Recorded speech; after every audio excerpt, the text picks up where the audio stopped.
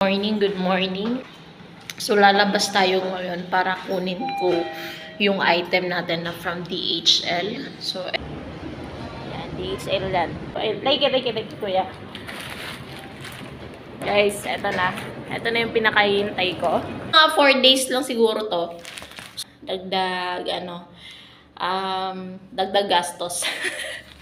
Okay, ayan. Hindi pa siya bukas. Bubuksan natin. Dito na.